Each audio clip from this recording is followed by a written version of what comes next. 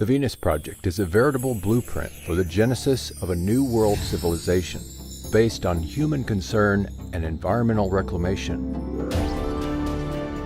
It proposes a holistic social design in which automation and technology would be intelligently integrated to maximize the quality of life rather than simply profits. Undesirable behaviors are products of long exposure to detrimental environments. If we wish to surpass the limitations of our present-day society, such as war, hunger, poverty, and bigotry, we need to make changes and arrange society very differently.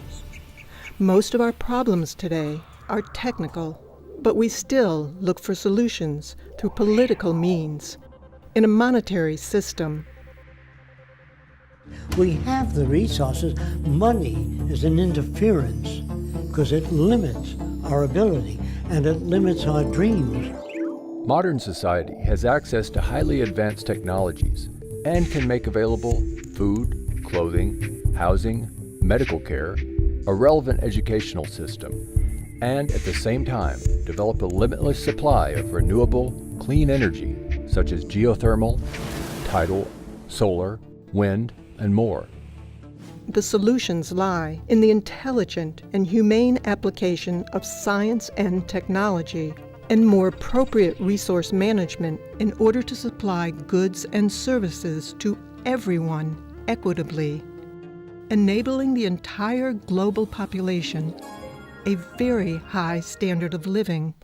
We don't have enough money to accomplish this, but we do have enough resources.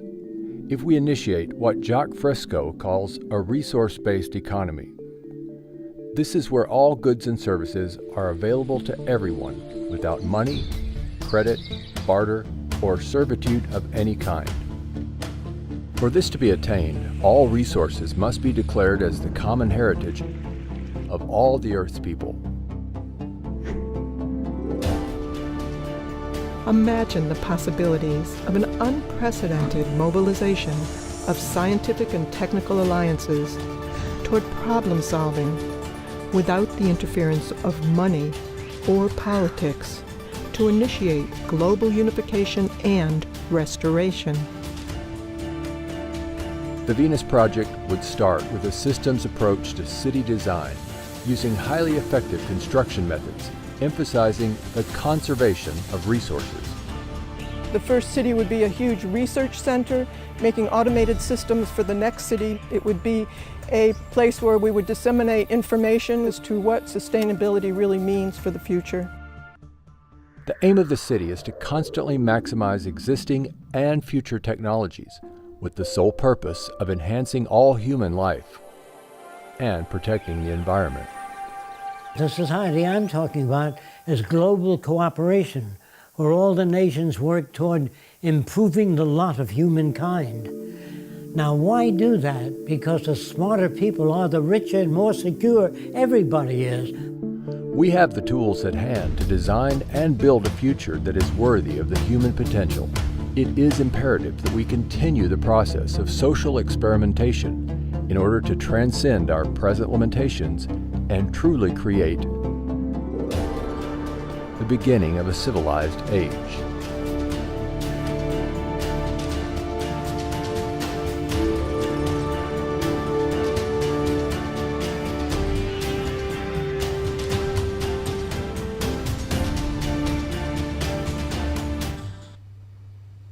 All right, let's see, the sound levels look good. That was, of course, Jacques Fresco and the Venus Project. That, I remember seeing him, God, it was in maybe the 90s. And even when that first video I saw of him, it was a clip from the 80s. Mm-hmm. So that guy has been doing that for a long time. We are streaming live on every platform that I am aware of. That includes multiple Facebooks, Periscope, YouTube Stream Now, and our most important and our all-new time favorite, Twitch. No idea what that is yet. Nobody here knows what Twitch is, but we are streaming live to Twitch because the option was there and the account was free. So to the Twitch people, I don't know who you are, but welcome. Hi. This is this is a big one. This is going to be our live stream explaining the cooperative economy. And that is something that I've been trying to do. That's kind of been the thorn in my side. I thought when I was first running, I could say, here's a new idea, and then a few people would see it, and maybe they would pass it up to some famous people, and they're like, yeah, this is a great idea, and the world would just run off and do cooperation, and then I wouldn't really have to do much. And it doesn't seem like that was the case. And then I tried to explain it in one speech, and people said, yeah, that's good, but it was kind of like, now what? And then I tried to have an animation done, and that wasn't really working out, because there's really a lot more to it than just what you can get across in a few minutes. Right. So in that opening video, that I guess is kind of the, I would say maybe end goal, and we can even modify it a little bit right now and say, in the video they talked about how we don't have the money for it, and that's not true either. That's right now. You can just print it. We can just print it. Yeah, we're both big supporters of the modern monetary theory. I think everybody should, at least the discussion of it, yeah, the theory of it. Like, everybody should be aware of what kind of cage we're in, because we're told one thing and they try to explain it to us in very elaborate ways, but credits too big to fail. Exactly, yeah. But at the end of the day, all of these theories don't really take corruption into consideration. I think all of these theories leave it out. Why is that? And one of the things that I think we should also distinguish between is what we are pimping out with the cooperative economy and the Venus Project. The Venus Project is one direction people could take, and all that we're trying to say with the cooperative economy is, let's get us being human beings, humanity, in a place where we can decide where we want to go. Because right now, people don't really have much say in what's beyond just their life. Do you really have a say in how good your schools are? Do you really have a say in how much debt you're going to acquire going to school? Whether or not we go to war? What roads are going to be built? What your city is going to do with the landscaping? All of that seems like it's pretty much out of all of our hands. And that seems to be a problem, given that whoever's running the planet, or whatever concept or theory is running the planet, it doesn't seem like it's doing a very good job. So we have a little slideshow for you guys today. Just a little one. We get started. All right, I think that's all good. So the cooperative economy is what we will be talking about today. It is the main thing that we are running on. It's one of those things that it doesn't really matter if you agree on everything, every vote, and all the different governmental policies, as long as we are cooperating and focusing on our communities. It's think globally, act locally on steroids. Then we don't have to agree on everything. We just have to agree to cooperate. So we're going to talk about what the cooperative economy is, and then how it's going to benefit you. And that's not going to be a instant, all of a sudden you turn this on, single payer healthcare, and now you have healthcare. It's something that we all have to build up. So how will it benefit you? It will start slow, and then as you invest in yourself and invest in your communities, the benefits will increase. And how do I get started? Hopefully that will be something that you will want to know once we tell you how it works.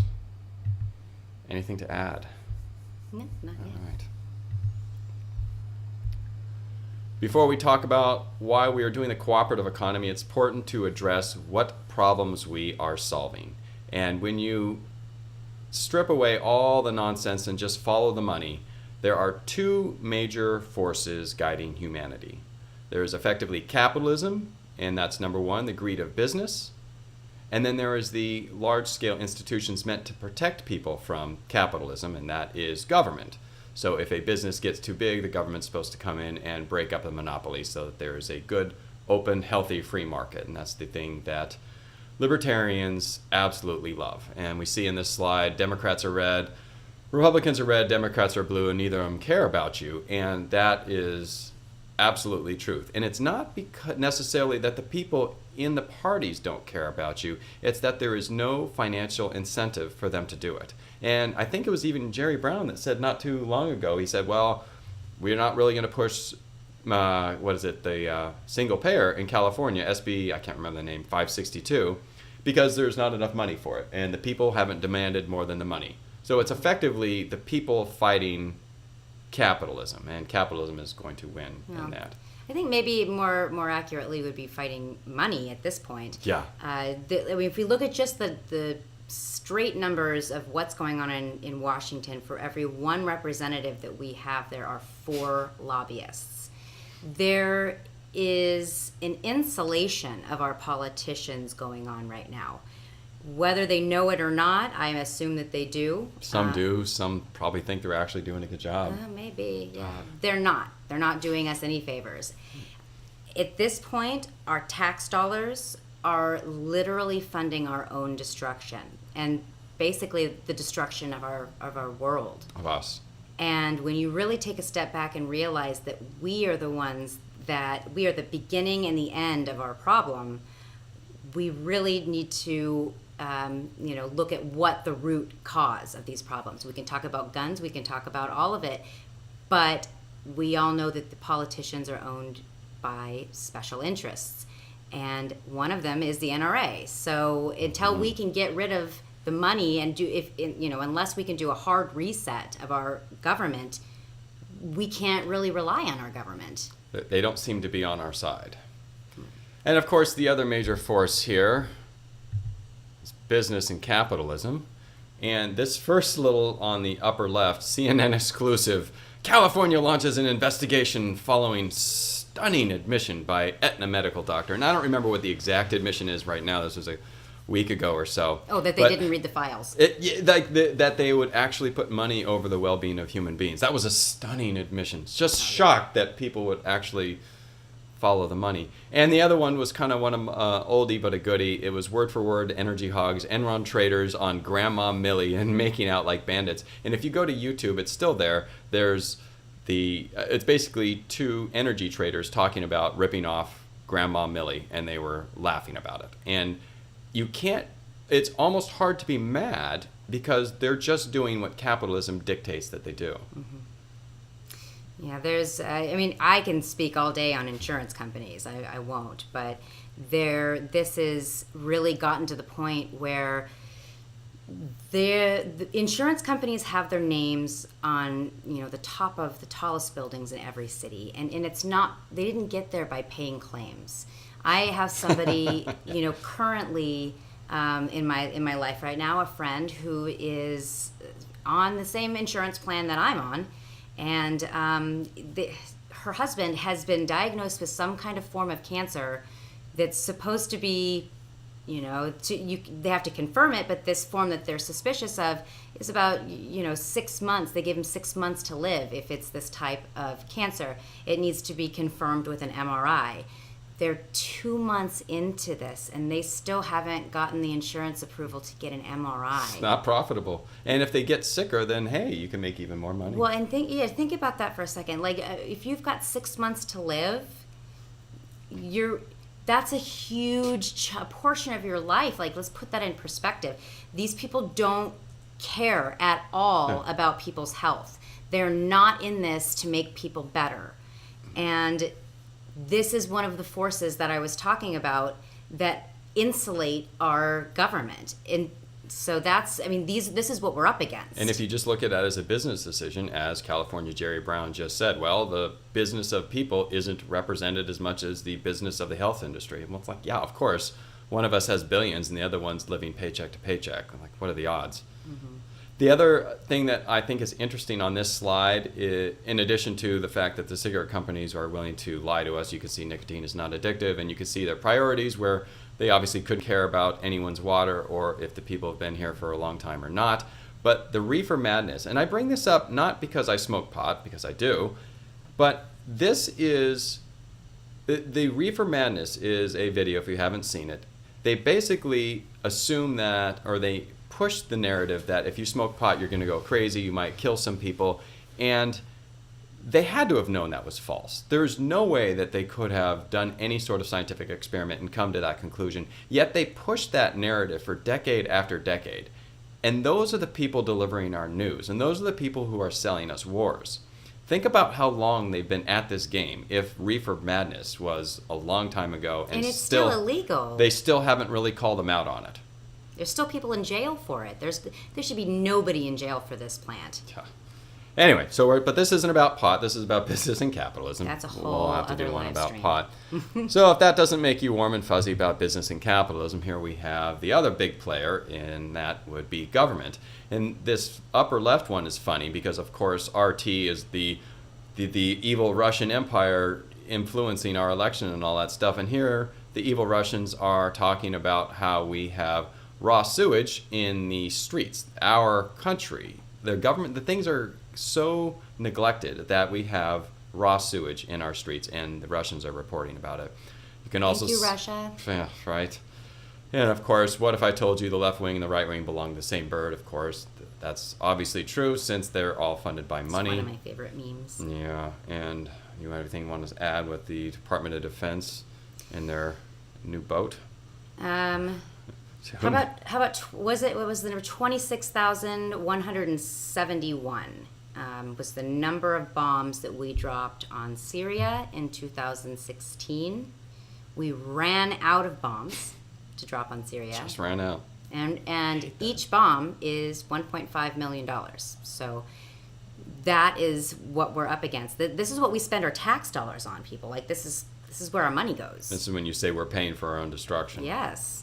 That is it. And we see the net result of all of that, business and capitalism. Of course, there's going to be government corruption because no one institution can stand up to that amount of greed. I mean, we basically have worldwide greed and people taking entire countries to war. Of course, they're going to overrun the government with corruption.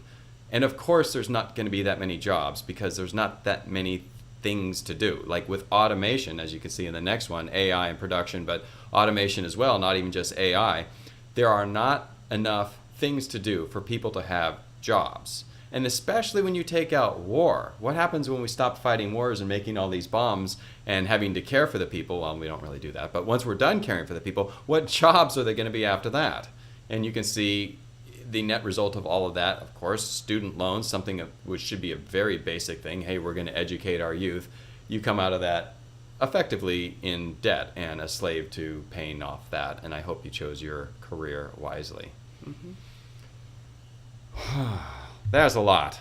So if both options suck, maybe it's time for something different. I don't even know if I'm going to get around that. So, how do we fix this?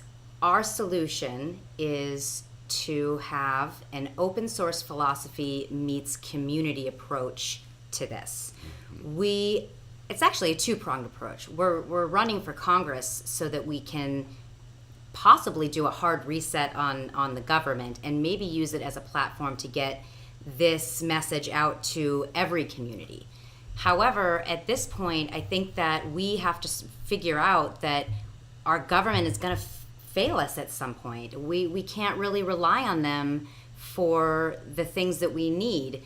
There are 3,000 cities in this country that have worse water than Flint, Michigan, and It's so disturbing. I know. And are we? It's just water. Yes, exactly. That's water. This is what we need to live. This is what and so this problem, if we sit around, the problems that we face, if we sit around and wait for the government to fix them or come up with solutions around them, we're just going to keep losing kids in school. We're just going to keep losing people to the opioid crisis. We're just going to work ourselves to death. So what our economy is working within our communities. I can give you one example. I know that my district has amazing climates for growing food. And so I'm going to, so to speak, put my money where my mouth is and say that I have a small piece of property in my district, and I want to put it out open source to my followers, people in my district, to help me come up with ways to make this small amount of land feed, so many miles of people. So that's what we want to do. And also this weekend we have this great opportunity.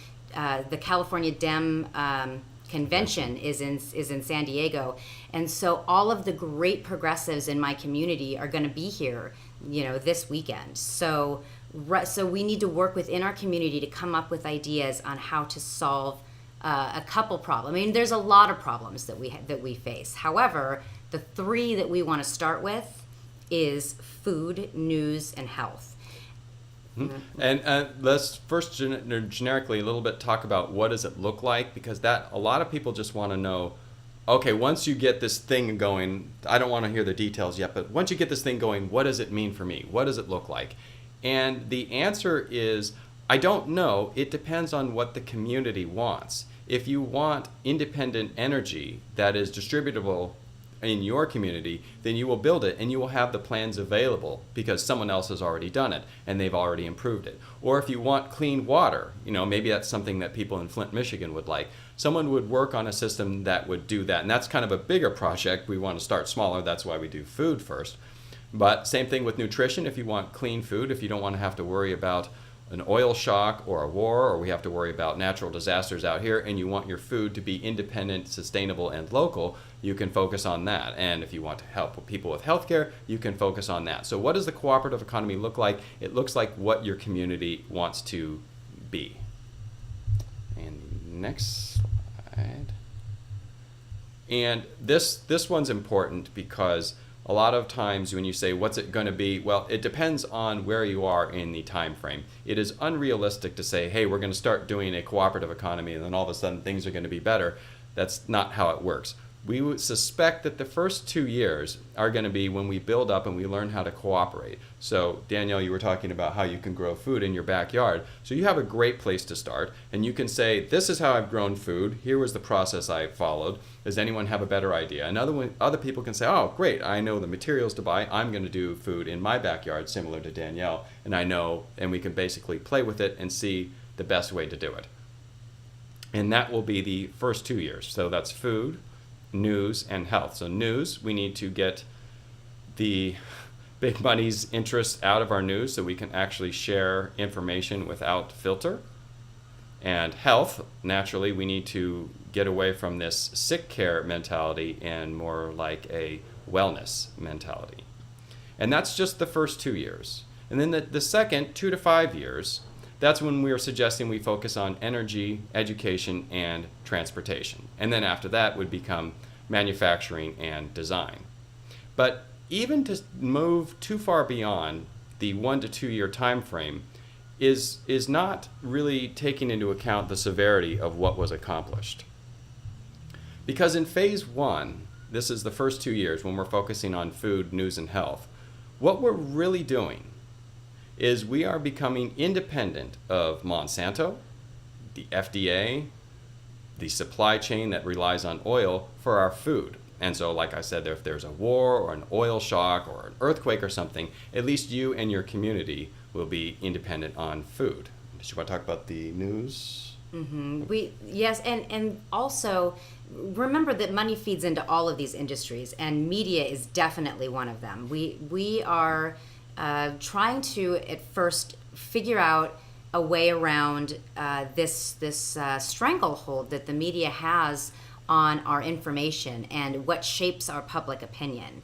If you look at what is going on right now in our media, people with no money and no power are being blamed for all of the things that are wrong with our world, and all our lawmakers are talking about are things like building a wall. It's like that's not good enough. That's not what and so focusing on removing money from these systems that kind of control our society is where we want to go with it first. We've thrown out a couple. I don't want to talk about all of the ideas that we've talked about, but if you go back to our previous videos, you'll see some of the things that we've thrown out about bringing networks of people together to get the right information to the right people.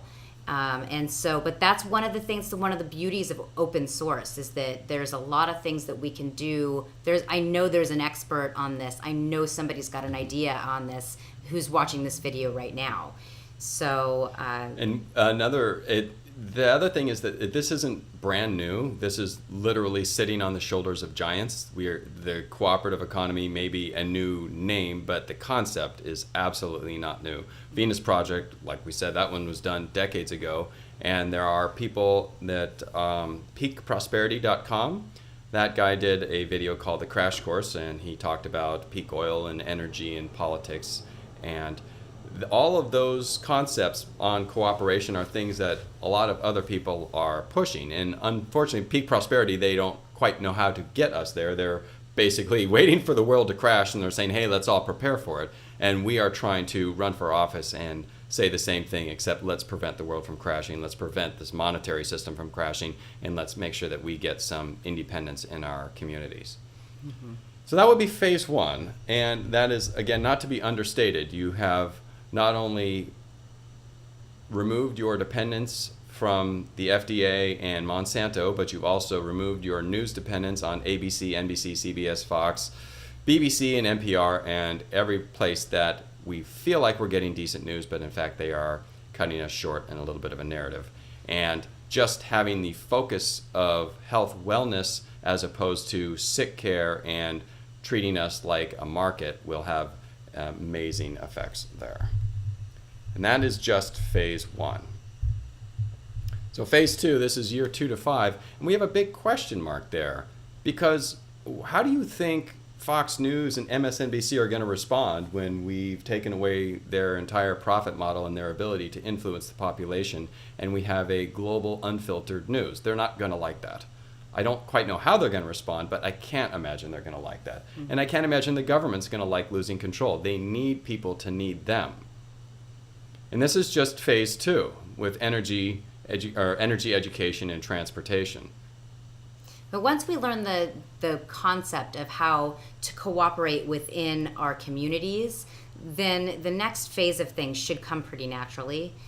The first It'll become addicting. Exactly, yeah. To take our and keep in mind too, this stuff has been, these theories, Venus Project, things like that, have been around for a really long time. But this is really the first time, I think, in history that we've been connected enough to do this stuff. Right. Yeah. With the internet, this is the time that we have. I mean, this is the only time I can think of that we could have actually done this, and I think we're ready for it. I think we are. We're ready for a new solution. And the problem that a lot of these other, like the Venus Project is not alone in this. They say, here's a great new world that we can do. And people are on board, but they say, now what? And it's like you hear a lot of speeches and like, we just got to try harder and we got to cooperate and we got to listen to each other. And everyone gets so motivated. But you need a now what? And I think you need a direction. And I think that's what the cooperative economy can provide us. I just don't see how cooperation can fail. If we can do this good right now with all the demons that we're fighting in society, with how hard the government and capitalism have made it to live, there's no question in my mind that with just a moderate amount of cooperation that we can build a much better planet, much better environment. Mm-hmm. We have to stop fighting each other too. We're talking about that a little bit earlier. It's by design, guys. Like all of these things, all of these short-term solutions, these are all just to keep us fighting. Absolutely. We're fighting each other over bathrooms. We're fighting each other over just these small things. And the people who are running the show are just running away with our money, and we have to end this. We have to wake up and see what's going on. We have to unify. And if we're this divided, then they've won. So we really have to start cooperating, and I believe that it starts in our communities. And the other thing to keep in mind is that this does phase in. If you are worried that your job might go away, as in a cooperative economy, you generally wouldn't need lawyers or tax people or all sorts of things, that when you start to invest in your community, that losing that unnecessary work becomes free time for you, as opposed to a burden where now you're going to have to find more work to do to feed your family. No, you can just feed your family by participating in the cooperative economy. Exactly. And how does it benefit me? In addition to not living paycheck to paycheck and worrying about health care, worrying about paying off student debts, worrying about war, and all the other crap that they have us fighting, you will, it almost sounds crazy, but you will have a much freer feeling because you aren't dealing with all these stresses. And here on the top left, we have Andy Dufresne when he's finally free. I just ruined the movie for you. You haven't seen it, but it's been 2 decades. That's your fault. And on the top right is that relaxation when you have that time. Like, think about when you go on vacation. Even just the 1 week vacation isn't enough to de-stress. You're still thinking about all the other things that you have to come back to. If you went on a vacation for a month, you would still, somewhere in the back of your mind, know that you're going to have all this other stuff to come back to, all these other stresses, all these man-made stresses, as Jacques Fresco said in the Venus Projects, to come back to. And what the cooperative economy does is in just a short period of time, as short period being 5 years, that we can all start to thrive. And the cooperative economy, the big twist is that in capitalism, scarcity is profitable. So you're going to get scarcity. In the cooperative economy, you don't want scarcity. That's the exact opposite. Why would you grow barely enough food so you have to starve your neighbors? That doesn't make sense. You would always grow more food than you need so you can give it away, like people over here who pull up weeds and make money. Mm-hmm. Yep.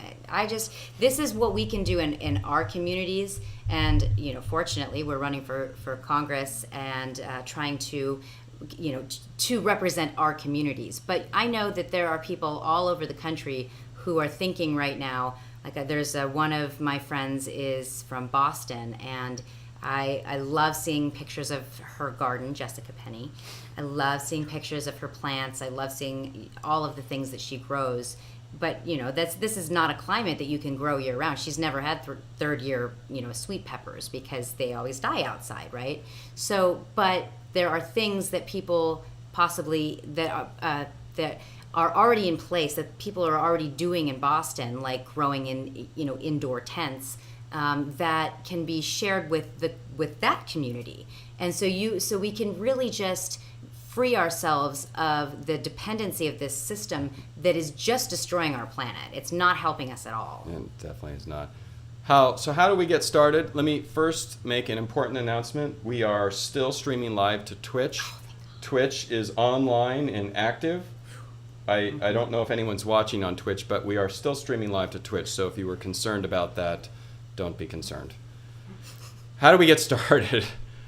This is going to be a big nebulous, we all have to start talking. I don't have a central place where we can just say, let's go here, here's the next step. This has to be a community conversation, it has to be a public conversation, and however it is that you communicate is where we should start. And things will end up working out over time. There will be apps that will be developed so we can share information, because Facebook and Twitter and all that stuff won't be cutting it. Or Facebook and Twitter will start bending to our will, and they say, well, if people are using our application this way, maybe we'll start providing with that result. But the key is to get people interested and get people talking about it. And it's kind of like when the internet first started. If you only have a few nodes, then it's not all that useful. But the more of us that start participating, the better it will be. And Danielle is actually putting the money where her mouth is, as you were using your backyard for this very thing to start growing food. Mm-hmm. I'm actually excited to, I mentioned earlier, to meet up with some really, really great progressives this weekend in San Diego, in my community, and mostly in the North progressive County. dinner tomorrow, right? Yes, yeah, and the whole weekend is just going to be clowning the established Democrats, number one. And two, it's going to be, I heard there's just all kinds of Bernie-crats here, just from kind of everywhere. And then really, of course, my main focus is talking to these people and just really bringing it back home, like bringing it to my community. I've heard some great things about some food forests going on in Vista, and I'm just excited to talk to some really amazing people this weekend and start implementing this stuff in my community. Absolutely. So we are not going anywhere. We are online. These are places you can reach us. My website is humanitarises.info. That has my campaign for running for Congress and the cooperative economy and some of our issues. Ready to Vomit is your merry band of cooperative economy that is soon to be, right? Yeah. Oh, yeah, absolutely. It's going to be, well, they said live within 48 hours, so maybe 24 hours from now that should be live. And that's going to be lots of fun. I can't wait. Danielle's stream of consciousness. And running for Congress is actually a lot of fun. You guys should think about it. It is a lot of fun. And then there we are on Facebook and for the cooperative economy and on Twitter. Okay, so we have a couple questions. Let's switch back to our other view then. There are actually two from Thomas. Okay. Okay. The first one is government and capitalism. Will these two forms fall on their own, and what can we do about it? You want to take that one? I don't know that we can do much about it, because if it's kind of like asking how you're going to stop a tiger from eating food. It's like you're not. Sorry. Mhm. That's what tigers do. Right. And capitalism is incentivized to be greedy and get more and more and more. And at the bottom, people say, oh, it's just business, it's just business. But when you get to the top and you're about controlling nations and influencing people and printing money, I think it gets a little scary. And at that point, when you are trying to rob wealth of nations over decades, that this whole capitalist model doesn't work out. And especially if the capitalists and government are working in cahoots as opposed to being opposing pressures, which was the intent. Mm-hmm.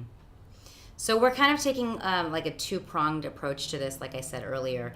If we can do it within our government, if we can manage to even spread the word to more people to have a platform to get more communities on board with this, that would be a victory for us. But really, what we're trying to do is take it back to the community level. And yeah, and I do think that that's where I believe inevitably capitalism will fall. And I want to make sure that my community is protected, at least with our basic needs. We'll have our basic needs met when that does happen. We all see it, all of my Everyone followers sees see it, yeah. And I hope government does not fall, because government is the current institution that is implementing the laws. And you need laws, and you generally need rules when there is scarcity. And we are swimming in scarcity in this environment. And if the institution that is implementing the laws and enforcing the laws falls, then that's a little more chaos than I would like. Yeah, we kind of want to do this the peaceful way. A lot of people are like the Venus Project, and the guy who made that introduced it to me, Peter Joseph. He made the Zeitgeist movies, and even the guys from Peak Prosperity. A lot of these people don't know what to do about it. They have solutions, but they don't have that next step. And we are hoping that the cooperative economy can be that. Awesome. And he followed that up with, can we, the people, get through it without it all crashing?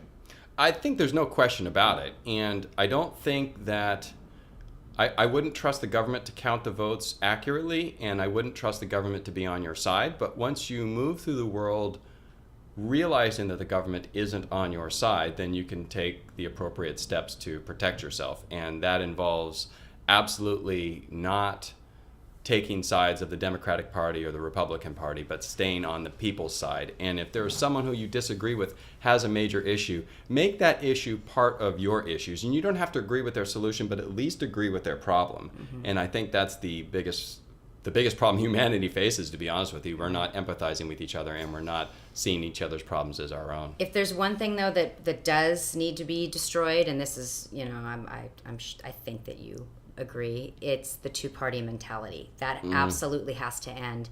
We have a very small minority making the decisions for the majority of the people, and they're not our decisions. So I want to be very clear about that. If there's one part of our government that needs to fall, it's the two-party mentality. And for me, it's progressives, as we both are. You can't end the day without hope. And that's why we will do, in my opinion, stupid shit like spend all day Saturday gathering petitions to get the Democrats to reconsider single payer in California.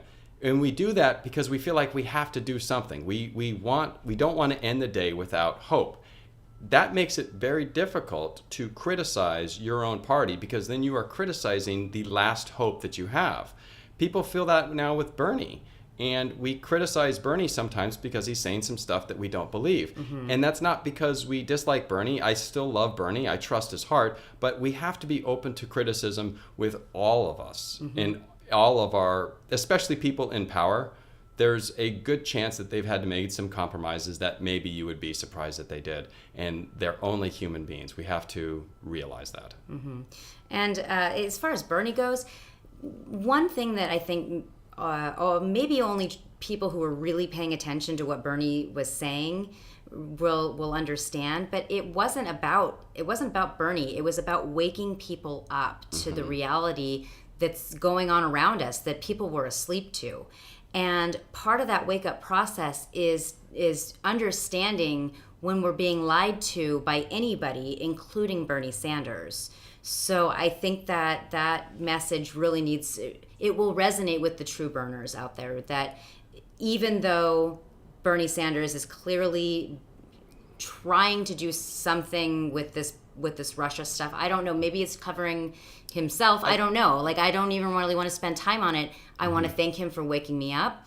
I want to thank him for the ability to see that he's lying to us, or to see that any politician is lying to us. And really fighting for, I mean, it's like he really got the conversation started from the Democrats about progressive issues. And I naively thought in 2015, wow, Bernie's just going to win this thing in a landslide, because everyone's going to be excited that someone's finally got the balls to say what the Democrats have been supposedly about the whole. I never knew why the Democrats would never push it. Turns out it's not financially, it's not financially incentivized to do it. So I was surprised that the Bernie Hillary primaries got as heated as they did, because I was like, don't people want issues solved? And it turns out that some of them do not. Some of them really just can't handle an attack on the last thing that they see is hope.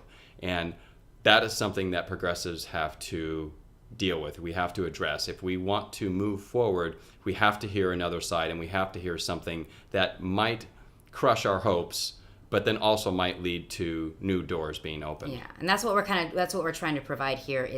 This is an attempt for independence, for the people to come together and cooperate inside of our communities. We're trying to give you the hope that a lot of people lost in the 2016 elections. A New Hope, episode 4. Yes. Yeah, we're still working on the title. You're not a Star Wars fan? Well, that's another live stream, I think. All right, I think that's it. Yeah. Well, thank you for watching. I look forward to your feedback. I look forward to hearing how you think it's a good idea, and even better, how you think it's a bad idea and how we can improve it, because we are definitely not above being wrong, and we have to get this right. We're just above politics. We're just, we're just ready to vomit. Yeah, readytovomit.com, live soon. All right. Thanks, everybody. Okay, bye.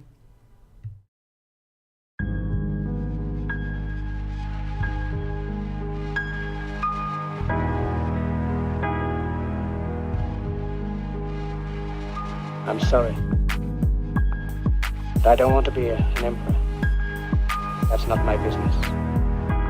I don't want to rule or conquer anyone. I should like to help everyone if possible. Jew, Gentile, black man, white. We all want to help one another. Human beings are like that. We want to live by each other's happiness, not by each other's misery. We don't want to hate and despise one another. In this world, there's room for everyone, and the good earth is rich and can provide for everyone. The way of life can be free and beautiful, but we have lost the way. Greed has poisoned men's soul, has barricaded the world with hate, has goose-stepped us into misery and bloodshed. We have developed speed, but we have shut ourselves in. Machinery that gives abundance has left us in want. Our knowledge has made us cynical, our cleverness hard and unkind. We think too much, feel too little. More than machinery, we need humanity. More than cleverness, we need kindness and gentleness. Without these qualities, life will be violent, and all will be lost. The aeroplane and the radio have brought us closer together. The very nature of these inventions cries out for the goodness in men, cries out for universal brotherhood, for the unity of us all. Even now, my voice is reaching millions throughout the world, millions of despairing men, women, and little children, victims of a system that makes men torture and imprison innocent people. To those who can hear me, I say, do not despair. The misery that is now upon us is but the passing of greed, the bitterness of men who fear the way of human progress. The hate of men will pass, and dictators die. and the power they took from the people will return to the people. And so long as men die, liberty will never perish. Soldiers, don't give yourselves to brutes, men who despise you, enslave you, who regiment your lives, tell you what to do, what to think, and what to feel, who drill you, diet you, treat you like cattle, use you as cannon fodder. Don't give yourselves to these unnatural men with machine minds and machine hearts. You are not machines, you are not cattle, you are men. You have the love of humanity in your hearts. You don't hate, only the unloved hate, the unloved and the unnatural. Soldiers, don't fight for slavery, fight for liberty. In the 17th chapter of St. Luke it is written, the kingdom of God is within man, not one man nor a group of men, but in all men, in you. You, the people, have the power to create machines, the power to create happiness. You, the people, have the power to make this life free and beautiful, to make this life a wonderful adventure. Then in the name of democracy, let us use that power. Let us all unite. Let us fight for a world of reason, a world where science and progress will lead to all men's happiness.